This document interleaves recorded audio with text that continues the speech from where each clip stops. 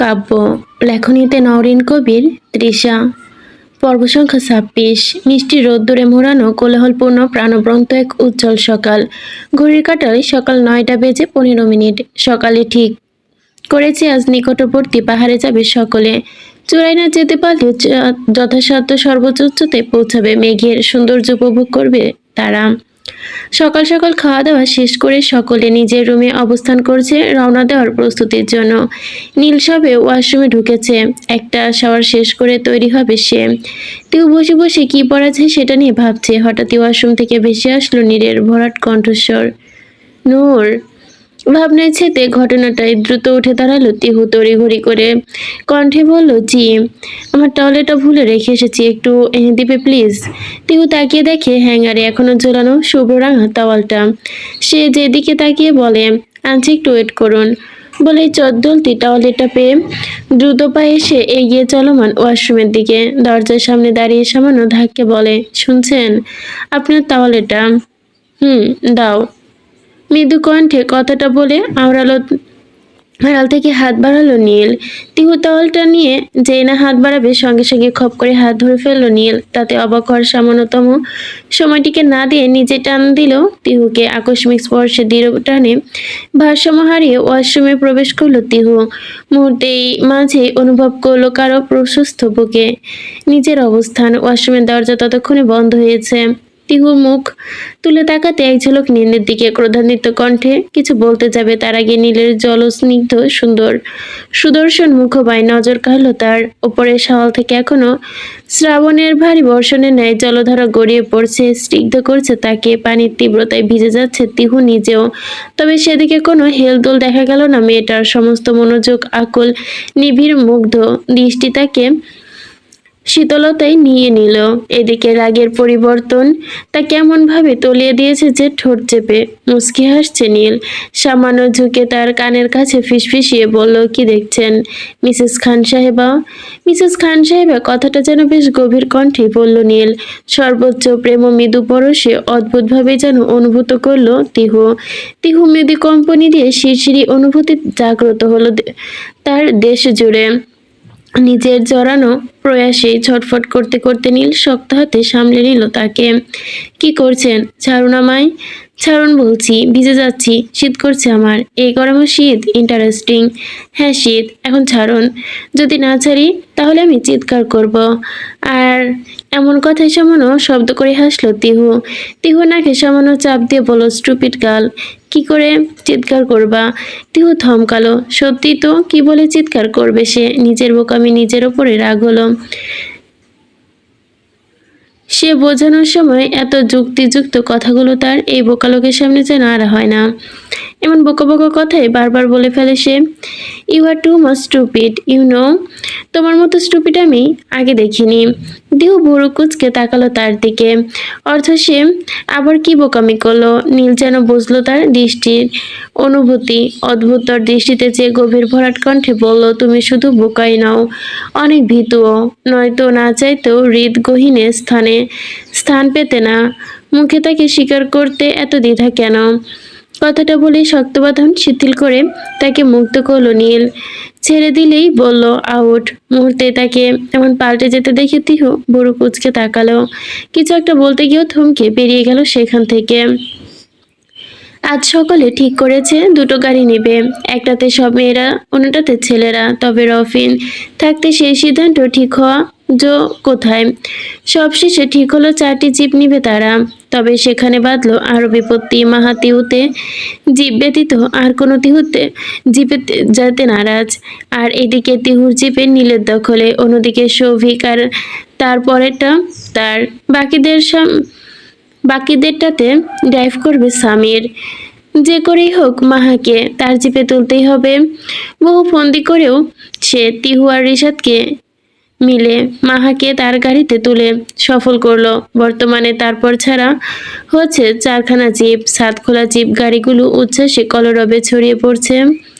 নীলের পাশে সিটে তিহু, পেছনে রিশাদ, নিহিত, নীরা আর রাফা।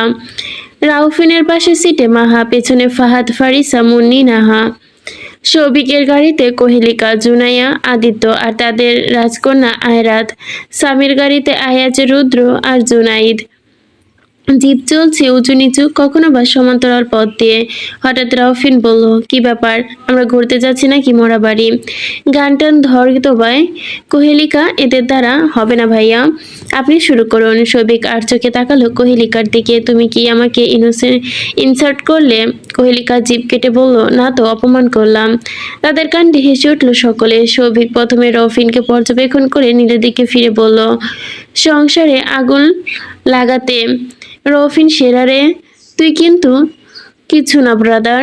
নীলের কথা কেড়ে নিয়ে তিহু মুখ বাঁকিয়ে বলল, উনি সেট আপ ভিন্ন অন্য কিছু বলতে পারেন নাকি? নীল সানগ্লাসের আবরণে ঢাকা চক্ষু এক ঝলক ঘোরালো তিহুর পাশে। পাশ থেকে সৌভিক বলল, দেখ দেখ, তোর এখানেও লাগিয়ে দিয়েছিস আগুন, কিছু কর ভাই। রফিন বলল, তোরা এত সাহস থাকে তো তুই কর না, নীলকে কেন উস্কাচ্ছিস? এ তো মানা গেল না, বইয়ের সামনে অপমান। নীল ভাই, আমি শুরু করলাম, তুই শুধু আমার সাথে থাকিস। পর মুহূর্তে কোহেলিকার দিকে ঘুরে সে বলল, ওকে। অমনিতেও বিয়ের আগে তুমি আমাকে বহু জ্বালিয়েছ, তোমার কথা মেনে নিয়েছি, তবে তোমাকেও গাইতে হবে, শুধু তোমাকে নয়। সে গলা চড়িয়ে তিহুকে উদ্দেশ্য করে বলল, ওয়াল লিটার সিস্টার, আমাদের গুরুগম্ভীর নেতা সাহেবের যদি গান গায়, তোমাকেও কিন্তু রিপ্লাই দিতে হবে। তিহু কিছু ভাবনায় পড়ে গেল। আরে ভাইয়া, আগে গাইতে তো বলুন, যদি গায় আমি প্রমিস রিপ্লাই দিব। তার কথায় নীল ফের তার দিকে তাকালো। সামান্য উচালো ভুরুর খানা, তাতে যেন সম্বিত ফিরল তিহুর। মনে পড়ল জাফলংয়ে আসার দিনের ঘটনা। তবে পরক্ষণে নিজের সাহস জোগাতে মনে মনে বলল, তুই একটু বেশি ভাবিস তিহু, ওই দিন তো ব্রো ছিল, আজ সকলে আছে, এখন কি আর থোড়াই পারবে? তার ভাবনায় ছেদ ঘটিয়ে রফিন বলল, আরে ডোন্ট ওয়ারি শোভা, এমনকি আমার ছেলেরাও গাইবে, কারণ সে সৎসাহস শুধু আমাদেরই আছে, তাই জিতবো তো আমরাই। কোহেলিকা বলল, আপনি কি আমাদের ইনোসেন্টমেন্ট করলেন নাকি? আন্ডারস্ট্যান্ডমেন্ট করতেও পারবেন না, আমরাও কোনো কিছুতে কম চাই না। তিহু বলল, তোমরা কি আমাদের আন্ডার এস্টিমেট করছো? দেখো ব্রাদার, সাবধানে, আমরা বড় মানের বেস্টি কিন্তু। তাকে কথা শেষ করতে দিল না রাউফিন। মাহার দিকে তাকিয়ে বলল, শুধু গান জানলেই হয় না সিস্টার, সকলের সামনে সেটা গাইতেও পারতে হয়। তার কথার মর্ম বুঝে তিহু চাপা হাসলো। মাহা আর দৃষ্টি নিক্ষেপ করলো রৌফিনের দিকে। তিহু পেছনে একবার রিশাদের দিকে তাকালো, অতঃপর মাহার দিকে ফিরে বলল, এটা আমাদের মান সম্মানের প্রশ্ন দোস্ত, পূরণ করাই লাগবে। কিন্তু কি বলো কুপুহ? পাশের গাড়ি থেকে কোহেলিকা চিৎকার দিয়ে উঠল, হ্যাঁ হ্যাঁ মুহু, এটা দেখিয়ে দাও। মাহা কিছু বলতে গিয়েও থমকালো রাফিনের দিকে তাকিয়ে। কোহেলিকা সবিকের দিকে ফিরে বলল, নাও এবার তিনজন দেখাও দেখি। সৌভিক ডাইভ করতে করতে বলল, হ্যাঁ হ্যাঁ অবশ্যই। অতপর এক ঝলক কোহেলিকার দিকে তাকালো। সে দক্ষ হাতে স্টিয়ারিং রেখেই পরক্ষণে গলা খাকারি দিয়ে গান গেয়ে উঠল। প্রেমের ওই নীল ইশারাতে এলোমেলো হওয়া মনের মাঝে জাগলো আরো আরো চাওয়া। পরবর্তী কলিটা যেন লুফে নিল কোহেলিকা। সে কি হেরে যার পাত্রী নাকি? প্রেমের ওই নীল ইশারাতে এলোমেলো হাওয়া মনের ওই মাঝে জাগলো আরো আরো চাওয়া। পেছনের গাড়ি থেকে রফিন গেয়ে উঠল, আগুন আগুন ভালোবাসা, নেভালে যে নেবে না। অতঃপর রফিন আর সৌভিক একত্রে গিয়ে উঠল, ও মন মানে না, মন মানে না, মন মানে না। দেবের অত্যন্ত জনপ্রিয় গানটি একত্রে গিয়ে উঠল প্রত্যেকটি ছেলে। স্বামীর গাড়ি কেঁপে উঠেছে যেন রুদ্রের চিৎকারে। সে এত জোরে চিৎকার দিয়ে গান ধরেছে, অতঃপর পর মুহূর্তে আবারও সবাইকে অবাক করে দিয়ে নীল গিয়ে উঠল। স্বপ্ন আসে চোখে ভাসে, কত আশা মনে জাগে। হকচকে তাকালো তিহু, পরক্ষণে গিয়ে উঠল, ও চেনা জীবন বদলে গেছে, আরো যে রঙিন লাগে। নীল নেশা নেশা ভালোবাসায় ধরা দিবে, আজ না দেবে না। নীলের গান শুরু না শেষ না হতে লোফে নিল নিহিত, মন মানে না, মন মানে না, মন মানে না, মন মানে না। কি ভেবে এবার যেন মাহা গেয়ে উঠল। ঘুম আসে না দুটি চোখে, জলে নেভে দুটি তারা। বহুদিন পর মাহার কণ্ঠে গান শুনে রফিন থমকে গেল। মনের গ্রন্থি কি পর মুহূর্তে গেয়ে উঠল, মনের পথে চলি তবু একা লাগে তোমায় ছাড়া। হঠাৎ নিহিত গাইল কিছু আশা চোখের ভাষায়, সঙ্গে সঙ্গে মিশে যায় না। রিসা থামতে কেমন যেন কামনা করে তাকালো। একে অপরের দিকে তাকিয়ে তাচ্ছল্য ভরা হাসি হাসলো তারা। গাড়ি এগিয়ে চলল বহুদূর। গন্তব্য এগিয়ে আসছে, গানের সুর আর তাল বাতাসে ভেসে। জিপগুলো এসে থমকালো জাফলনের অন্যতম এক সবুজমণ্ডিত পাহাড়ের সম্মুখে। একে একে নামছে নবীন প্রাণগুলো। জায়গাটা বেশ সুন্দর, পর্যটন কেন্দ্র হওয়ায় লোকজনের আনাগোনা বেশ। মনস্থ সবচেয়ে সুন্দর দিকটি হচ্ছে পাহাড়ের চূড়া। তুই মুগ্ধ নয়নে তাকিয়ে আছে সেদিকে। পাশ থেকে কোহেলিকা বলল, কি ব্যাপার, এভাবে দাঁড়িয়ে থাকবেন নাকি সবাইকে নিয়ে যাবেন? তিহুর দিকে তাকিয়ে দেখলো একে অপরে সকলে পথটা বেয়ে ওপরে উঠতে শুরু করছে। কোহেলিকা ও সবিকের হাত ধরে ওপরে উঠতে থাকে। মাহা পেছন পেছন। রফিনকে দেখে খানিক মুচকে আসলো তিহু। তবে পরবর্তীতে তার দৃষ্টি ক্ষীণ হলো নীরাকে রিশাদের দিকে তাকিয়ে থাকতে দেখে। এখানে দাঁড়িয়ে থাকার পণ করে এসেছো নাকি? নীলের কণ্ঠে তার দিকে ঘুরে তাকালো তিহু। মুখ কুচকে বলল, তারা তারা কথা ছাড়া কি কথা বলতে পারেন না? আরে আরেকভাবে কথা বলতে পারি। তুমি আমাকে আপন বানাও, দেখবে পৃথিবীর সবচেয়ে সুমিষ্ট কথাগুলো তুমি আমার মুখ থেকে শুনতে পাবে। শেষ কথাটুকু কিচ্ছিত আসতে বলল নীল, যার দরুন এই কলরবের মাঝে কথাগুলো কর্ণগোচর হলো না তিহুর। চূড়ান্তের বেশ কাছাকাছি চলে এসেছে তারা। সকলের কাছে পাহাড়ি কাঠের দণ্ড। ক্লান্তটা বোধ হয় একটুর ওপর বেশ ভার ছেড়েছে একে অপরের। সকলের হাতে দণ্ড থাকলেও ফাঁকা হাত তিহুর। উচ্ছ্বাস আনন্দে এক প্রকার লাফিয়ে লাফিয়ে উঠছে সে। হঠাৎ পাশ থেকে মাহা বলল, চিত হয়ে পড়বি হাবলি, এই ধর লাঠিটা নে, নইলে ওপরে উঠতে উঠতে তুই একেবারে ওপরে চলে যাবি। তুই কি আমাকে নিজের মতো মনে করিস নাকি? I am always fit and fine, কিচ্ছু হবে না। তার কথায় রিশাদ পাশ থেকে বলল, টেনশন করিস না বান্ধবী, শয়তান অত সহজে মরে না। তিহু কটমট করে তাকালো তার দিকে। এদিকে কথা বলতে বোকা বনে গেল রিশাদ। সকলে তাকিয়ে আছে তার পানে। রাস্তায় শুরু হওয়ায় ওপর নিচ অবস্থান করছে সকলে। তিহু রিশাদ কিছু জবাব দিতে যাবে, তার আগে ঘটনা ঘটলো আরেক মহা অঘটন। রিশাদের দিকে তেড়ে আসতে গিয়ে রাস্তার বাঁকে পড়ে পা মুছে গেল তিহুর। ও মা গো! মৃদু শব্দে সকলেই তার দিকে তাকালো। কোত্থেকে জানি দৌড়ে এলো নীল। উপস্থিত সকল এক প্রকার ঠেলে ঠুলে হাঁটু করে বসে পড়লো তিহুর সম্মুখে। দ্রুত গতিতে তার পা নিজের হাতের তালুতে তুলে নিয়ে ধীরে ধীরে সযত্নে অপর হাতের আঙুল যারা সেথায় অতি সযত্নে বোলাতে বোলাতে শোধালো, খুব বেশি লেগেছে? কোথায় দেখি? এখানে ব্যথা পেয়েছ? কি করো না, বড্ড উদ্বেগী তুমি। শোনালো যেন নীলের কণ্ঠটা বড় উদ্বেগ। তার এমন কণ্ঠ, এমন কাণ্ডে তিহু যেন ব্যথা ভুলে গিয়েছে কখন। আশপাশ থেকে সকলে শুধাচ্ছে তার পায়ের কথা, তবে সেই দিকে বোধহয় মনোযোগ নেই তিহুর। অন্যদিকে তাকে এমন নিশ্চুপ থাকতে দেখে আরো যেন রেগে গেল নীল। উদ্বিগ্ন প্রগরতা বালো, কি হলো, কথা কানে যাচ্ছে না? খুব বেশি ব্যথা করছে কি? তিহু প্রত্যুত্তরে কিছু বলতে যাবে, তার আগেই সে টের পায় সে আর নিজে বসে নেই। কারো শক্ত হাতের বাঁধনে মুক্ত বাতাসে ভাসছে। খেয়াল করে বুঝলো বর্তমানে মাটি থেকে বেশ উঁচু, অর্থাৎ নীলের বক্ষস্থলে নিজের অবস্থান। কি করছেন? নীল তার হাত দুটো নিচের কাঁধের সম্মুখে এগোতে এগোতে বলল, কি করছে সেটা তোমার না ভাবলেও চলবে, আপাতত চুপচাপ এভাবেই থাকো। নীলের কথা এক ঝলক তার পানে তাকালো তিহু। বড্ড অস্থির লাগছে নীলের মুখশ্রী, চিন্তার ছাপ স্পষ্ট। তাকে তিহুর কিছু বলতে গিয়েও থমকে গেল। মস্তিষ্ক জানান দিল,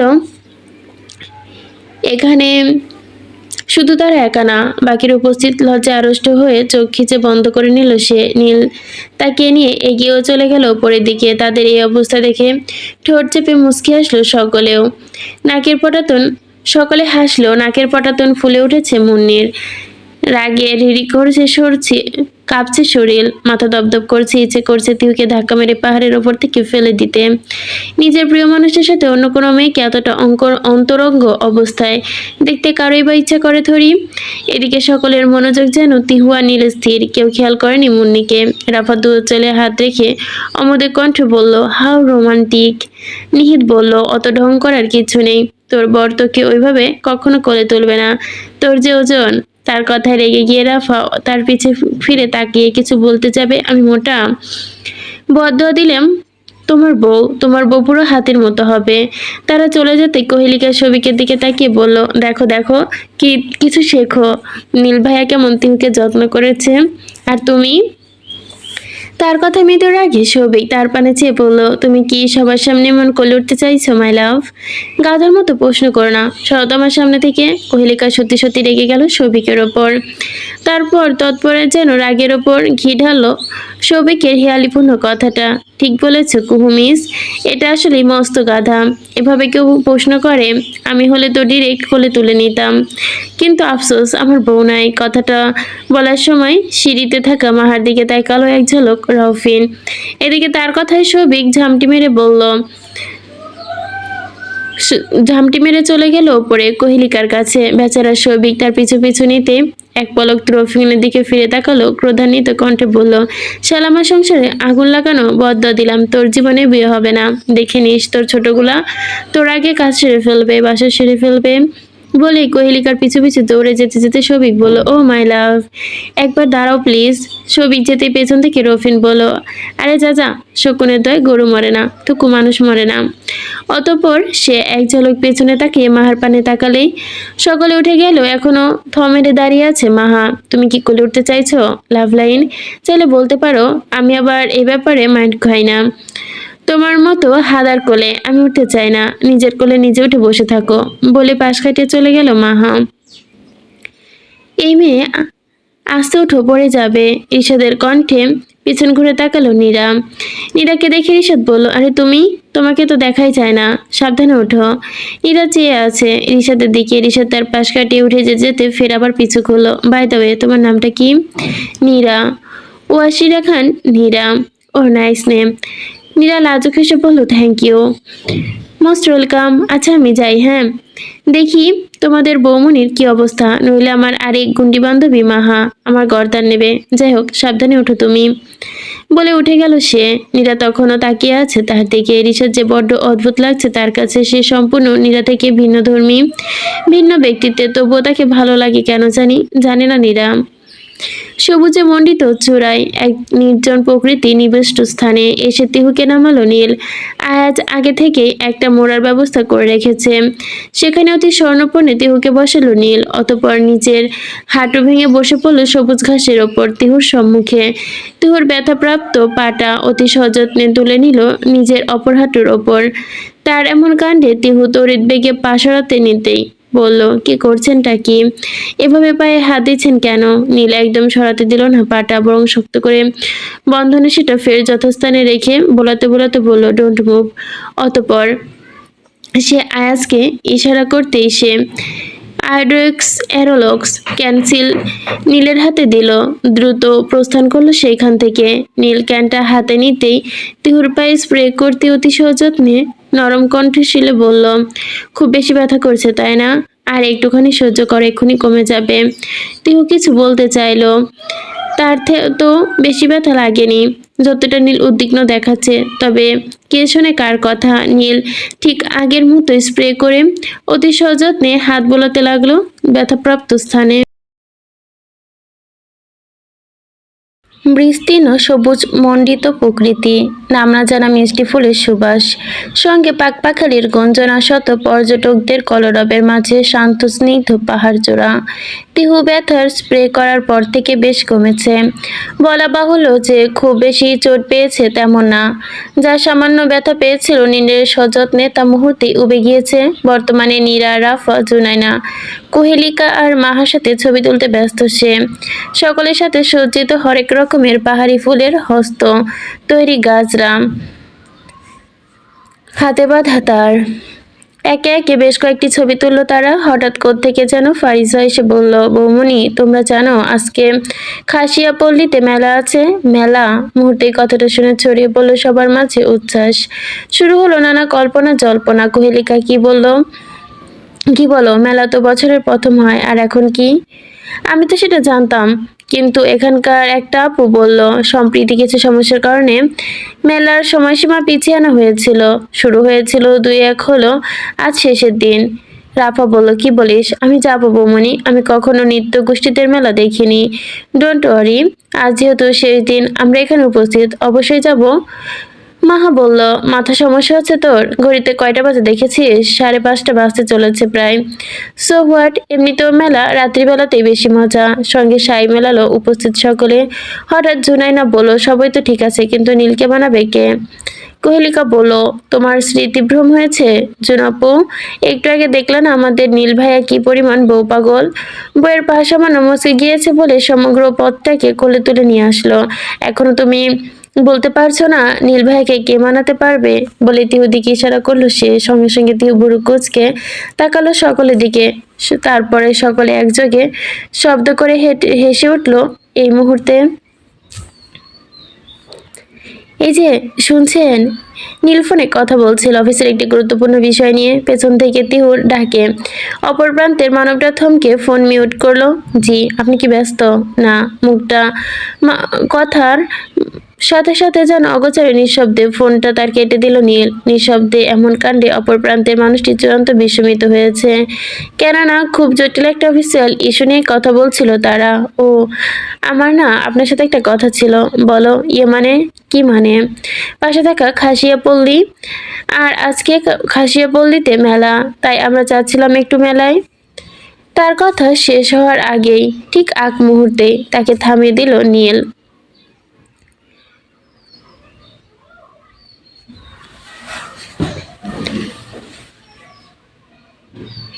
তাকে থামিয়ে দেওয়ার আগ মুহূর্তেও যেন শব্দ করে ঝংকার করে বেজে উঠল নীলের ফোনখানা। বিরক্তিতে মুখ দিয়ে অসূচক শব্দ করলো নীল। ক্ষুদ্র দৃষ্টি সেপাতে তাকে বিরক্তিতে সেটা রিসিভ করলো সে। তবে ফোন তুলতেই গর্জে উঠল সে। হোয়াটস রাভিশ! আমি যখন ফোন কেটে দিয়েছিলাম তার মানে আমি ফোনের কনভারসেশনের থেকেও বেশি গুরুত্বপূর্ণ কোনো কাজে ছিলাম। আবার কেন ফোন করেছ? অপর পাশ থেকে ভেসে আসলো ইফায়াজের ভয়ার্ত কণ্ঠ। ভাই, আপনি ইমরান স্যারকে ফোন কেটে দিয়েছেন। উনি আমার সাথে ফোন দিয়ে রাগারাগি করছিল। আপনার তো একটা জরুরি ক্লায়েন্ট মিটিং এর কথা ছিল। আর মাঝপথে হঠাৎ পাশের কথার মধ্যে গর্জে ওঠে নীল। চিৎকার করে বলল, ফাক ইউর ইমরান স্যার, ফোন রাখ। স্যার প্রায় 50 কোটির প্রজেক্ট, কতটুকু তার বলার ভয়ার্ত যেন। ইফাজ শব্দগুলো উচ্চারিত হওয়ার আগে থেমে গেল গলাটা। অজানা এক বাধা আক্রমণ করতেই ক্ষমা সক্ষম হলো সে। কোনো মতে সালাম দিয়ে ফোনটা কাটতে যাবে ঠিক তখনই ফোন কেটে দিল নীল। এদিকে তিহু গলছে শঙ্কিত দৃষ্টিতে চেয়ে। নীল ফোন রেখে তার উদ্দেশ্যে বলল, কি বলছিলে জানো তুমি? কই কিছু না তো। মিথ্যা বলা প্রয়োজন নেই। মেলায় যেতে চাও তাই তো? আচ্ছা চলো, এক্ষুনি রওনা দিব, না হলে রিসোর্টে ফিরতে অনেক রাত হয়ে যাবে। উচ্ছ্বাসে তিহু চিৎকার করে উঠল। এক প্রকার জড়িয়ে ধরলো নীলকে। পরক্ষণে নিজের এহেন কাণ্ডে নিজে লজ্জা পেল। পরক্ষণে ছুটতে পালালো জুনাইনার উদ্দেশ্যে। তার এমন কাণ্ডে মুচকে হাসলো নীল। মেয়েটা বড্ড বাচ্চামো করে। বাংলাদেশের ক্ষুদ্র জাতিসত্তার মধ্যে খাসিয়া জাতিসত্তা অন্যতম। সিলেট বিভাগের ছোট্ট এক টুকরো জায়গা জুড়ে বসবাস তাদের। অদ্ভুত সুন্দর রকম তাদের জীবন অভ্যাস, বিচিত্র সৌন্দর্যে মোড়ানো। বিশেষত মেলায় সময়টি খাসিয়াপল্লীর সৌন্দর্য যেন দ্বিগুণ বেড়ে ওঠে। খাসিয়াপল্লী অর্থাৎ পুঞ্জনীভূত সাজানো হয় এই দিনে। সন্ধ্যার আকাশটা রঙিন হয়ে উঠেছে রক্তবর্ণ জমা থেকে নীল আকাশের রক্তিম প্রান্তটা দিগন্ত জুড়ে মেঘেরা ঘনঘাটা। সবকিছু মিলিয়ে মেলার প্রান্ত যেন আরো জমে উঠেছে। একে একে চারপাশে জিপ এসে থামলো, নামলো সকলে। কপত কপতি আলাদা আলাদা ভাবে মেলায় বিভিন্ন স্থানে ছড়িয়ে। সৌভিক, কোহেলিকা আর জুনাইনা, আদিত্য প্রসাধনী দোকানের সামনে ভিড় জমিয়েছে। জুনাইয়ার কোলে ঘুমন্ত আয়রাত।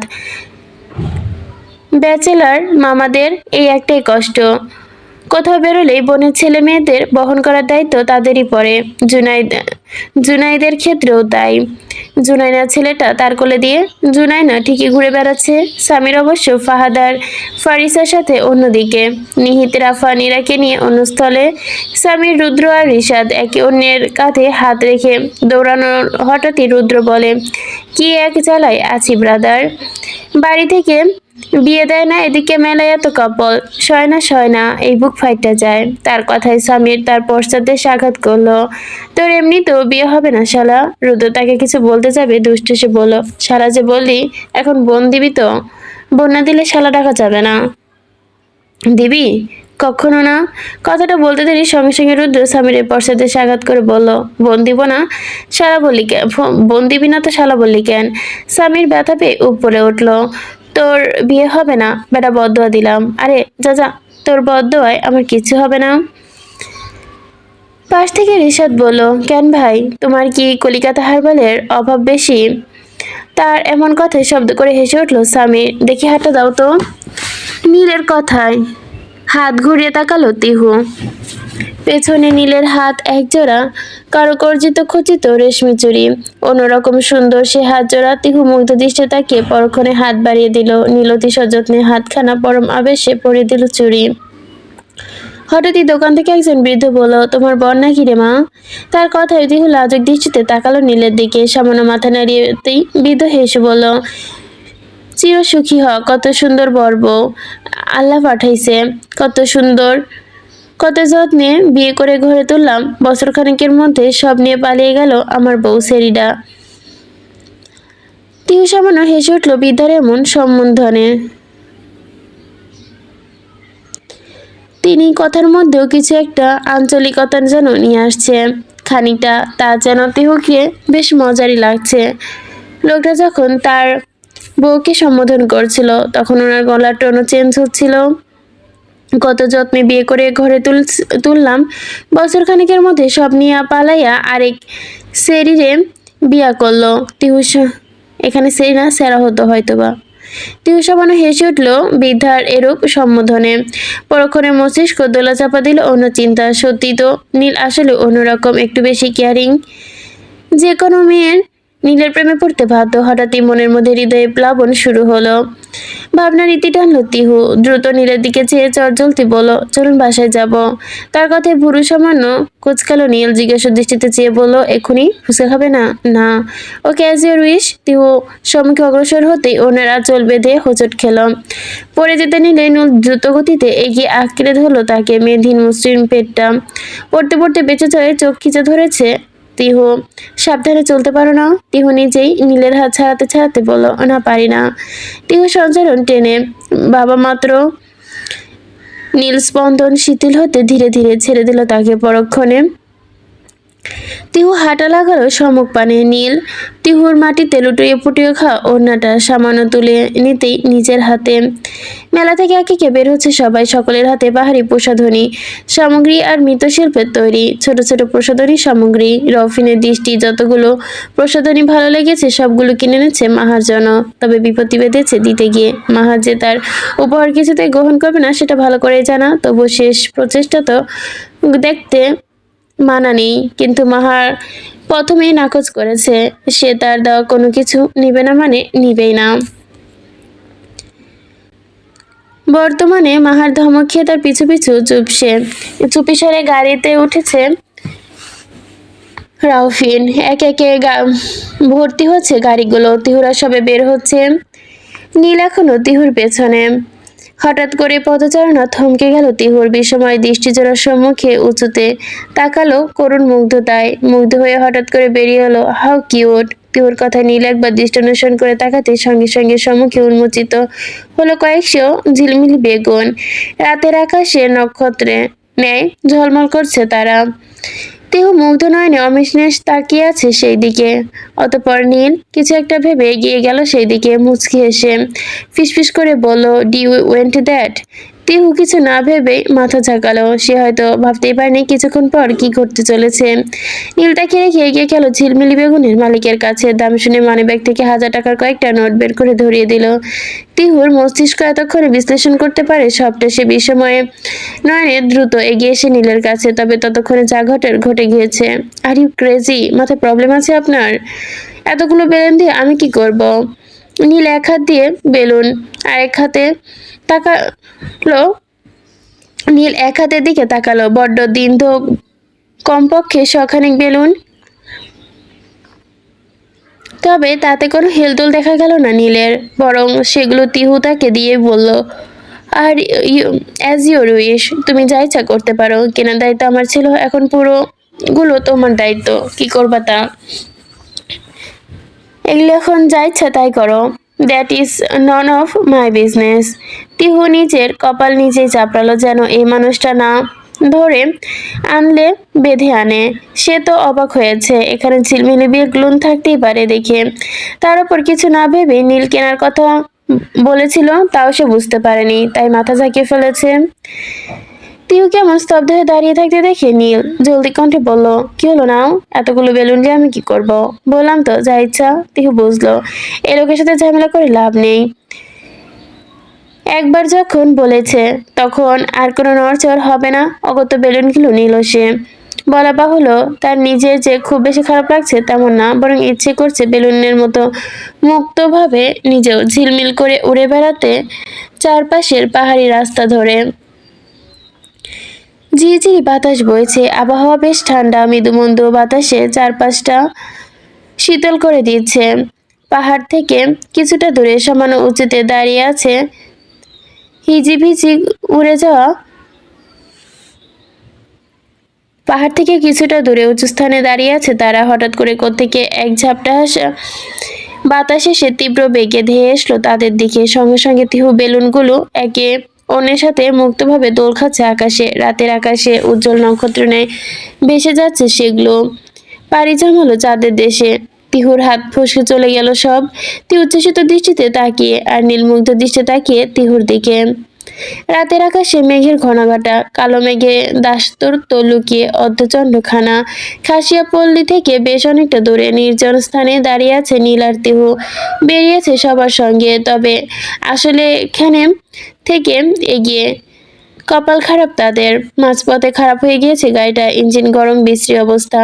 আর আজ মেলা থেকে সাথে রাত বেশি গভীর হওয়ায় মেকানিকের দোকান খোলা পাওয়া যাবে না এখন। উপায়ন্ত না পেয়ে বাকি সকলের অন্যান্য গাড়িতে চাপাচাপি করে তুলে দেওয়া হয়েছে। তবে জায়গা সংকটে পড়েছে নীল আর তিহু। শেষমেশ এই নির্জন রাস্তায় মাঝ বরাবর অবস্থান করতে হচ্ছে তাদের। যদিও কিছুক্ষণের মধ্যে আরেকটা গাড়ি তাদেরকে নিতে আসবে, কিন্তু ততক্ষণে এখানে অবস্থান করতে হবে তাদের, কিছু করার নেই। আকাশটা হঠাৎই কালো মেঘে ঢেকে গেল। পুঞ্জীভূত মেঘ চারপাশ থেকে ধেয়ে আসতে শুরু করেছে ইতিমধ্যে।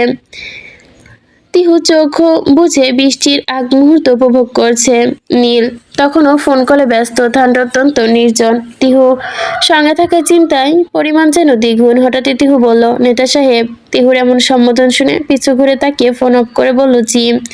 বৃষ্টির আগের প্রকৃতির একটা ভেজা ভেজা সেদা গন্ধ থাকে, কখন অনুভব করেছেন? তার এমন কথায় কিছুটা অবাক হলো না নীল। না তো। আজ করুন। কিভাবে? প্রথমে চোখ বন্ধ করুন। তার নির্জন অনুসরণ করে নীল নির্দেশনা মতো চোখ বন্ধ করলো। তিহু সেইভাবেই চোখ বন্ধ করে রেখে বলল, এবার অনুভব করুন আপনার চারপাশ নিস্তব্ধ। একটা মিষ্টি ঘ্রাণ পাচ্ছেন, সাথে সাথে একটা অদ্ভুত সুর।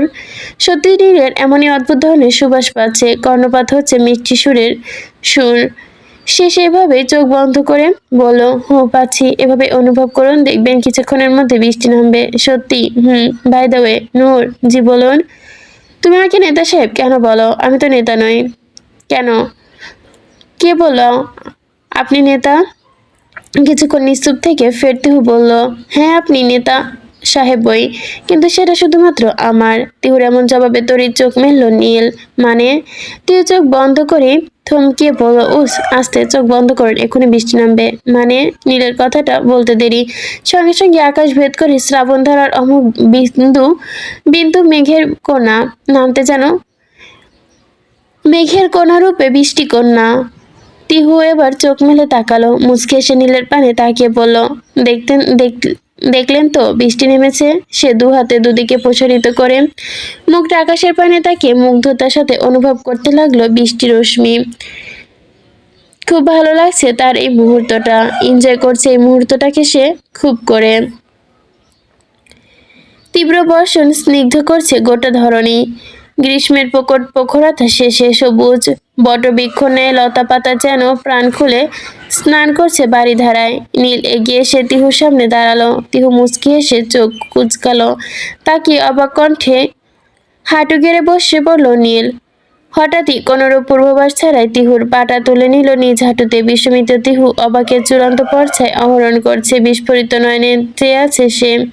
কি করছেন? নীল এক ঝটকা বিস্মিত তিহুর পানে তাকিয়ে অতি সতর্কতার সহিত বলল, হুশ। তিহু বিস্ময়, সীমা যেন চূড়ান্ত, তার চোখ বনে গেল, স্থবির হয়ে রইল সে নীলের দিকে তাকিয়ে। নীল পকেট থেকে অতি সপর্ণে একজোড়া নূপুর বের করলো। ল্যাম্পপোস্টের মৃদু আলোয় স্বর্ণের ন্যায় চিকচিক করতে থাকা নূপুরটি তার পায়ে পরিয়ে দিল। এদিকে তিহু যেন বিশ্বাস করতে পারছে না তার সাথে কি হচ্ছে। সে অপলক চোখে তাকিয়ে আছে তার ব্যক্তিগত নেতা সাহেবের দিকে।